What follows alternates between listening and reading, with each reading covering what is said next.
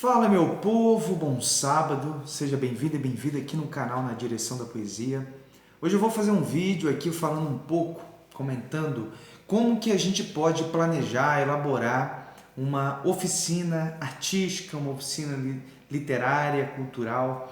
E para isso eu estabeleci um método que tem 7 passos e em breve vai ser lançado um livro sobre esse trabalho também, para quem tiver mais interesse. Tá certo? Vou divulgar aqui no canal, vou divulgar nas minhas redes, enfim. Mas hoje eu quero trazer um apanhado geral, um resumo, para quem tem dificuldade, em planejar a sua oficina para mandar para um edital, para mandar para um evento. Então é isso, vem comigo, vamos junto, vai ser rápido, bem objetivo.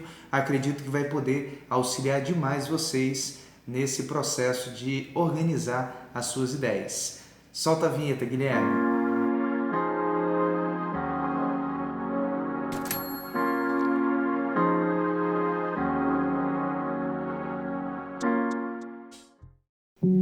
Então, minha gente, vamos falar de oficina, vamos organizar aí as suas ideias para mandar para um edital, para mandar para um evento, E para isso, tem 7 passos aqui para que possa auxiliar vocês nessa organização, nesse planejamento.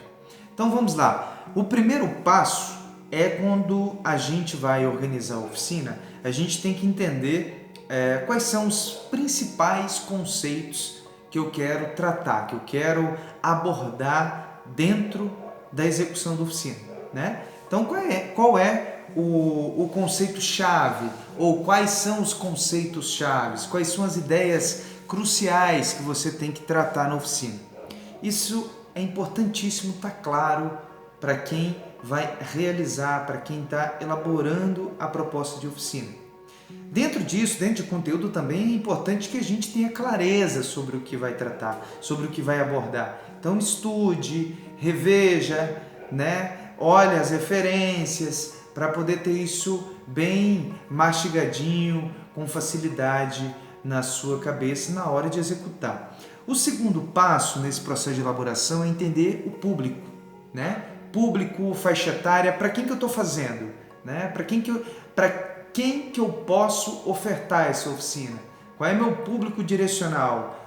É um público infantil, é um público adolescente, é um público adulto, é um público da melhor idade, é um público com alguma necessidade especial? Como que é? Pode atender uma diversidade de público, Então tudo isso é importante, está claro, quem é o meu público? Dentro dessa ideia de público, eu tenho que compreender também se essas pessoas que podem participar da oficina, se elas precisam já ter algum conhecimento prévio, sobre o assunto. Então, por exemplo, eu dou uma oficina de literatura.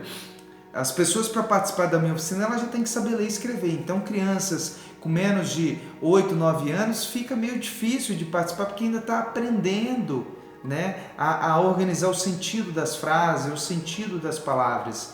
Então tem uma certa dificuldade. Então a gente tem que entender, há uma necessidade para participar? Se sim, quais? Isso também tem que ser descrito, Tem que ter algum conhecimento prévio? Quais? Também tem que ser descrito. A gente passa então para um terceiro ponto aqui nesse planejamento, que é o contexto, Ou seja, aonde que eu posso realizar, Quais são o local que eu posso realizar? Eu posso realizar em projetos sociais, em escola pública, em empresa, em escola privada, em eventos. Aonde que essa proposta de oficina se encaixa? Qual é o contexto? E aí, quando a gente é convocado, quando a gente é contratado, quando a gente é chamado para realizar essa oficina, é importante que eu também estude o contexto para onde que eu vou. É importante que eu ouça as pessoas daquele evento, daquela instituição, daquela comunidade, para que a oficina ela fique o mais direcionada possível para aquele público que eu estou indo realizar. Então, contexto. Entenda o contexto, é o nosso terceiro tópico. O quarto tópico é metodologia. A metodologia, quais são os métodos? Eu vou usar uma abordagem pedagógica numa linha X, Y. Qual é a metodologia que eu vou usar? Entenda. Ok, vai ser uma abordagem mais livre, beleza, mas é importante que todas as etapas da sua metodologia de realização, elas estejam conectadas, certo? Então, normalmente eu organizo as oficinas em 4, 5 etapas, né? Distribuindo um tempo para cada etapa para que eu possa compreender quanto tempo leva a execução da oficina. 4 horas, 6 horas, 8 horas, pode ser realizada em 2 dias, em um dia, manhã e tarde, em 2 tardes, né? Então eu vou pensar metodologia, eu vou pensar em todo o processo de abordagem, né? De realização, de tempo, junto com esse público que vai participar. Qual é o caminho? Quais são as estratégias, né? De ludicidade, de dinâmica, de jogos que eu vou estar desenvolvendo para poder aplicar o conteúdo, os conceitos chaves. Tudo isso é importantíssimo entender aqui na abordagem do método, tá certo? Bom, a gente passa então a um quinto tópico, que é o local, né? Quais são as necessidades do local? Precisa de uma sala específica? Como? Né? Tem que ser num auditório, pode ser num chão de terra, pode ser num espaço aberto, fechado. Tem que entender onde a oficina pode ser realizada. Lembrando, aqui eu estou falando de oficina de modo amplo, então de acordo com a oficina, vai ter necessidades específicas para a sua oficina. Uma oficina de dança, ela precisa de um chão específico para acontecer. Uma oficina de cinema, ela tem necessidades direcionadas para a oficina de cinema, dependendo o que eu vou desenvolvendo dentro da oficina de cinema, de fotografia, de pintura, né? De dança e por aí vai. Então a gente tem que entender quais são os locais que eu posso realizar. Existe alguma necessidade especial nesse local, nessa sala? Descreva. Conectando a isso, a gente passa para o sexto tópico, que é materiais e necessidades. Então a gente já tem aí o local, a sala, a gente também entende quais são as necessidades gerais que a oficina precisa ter. Além do espaço físico, ela precisa do quê?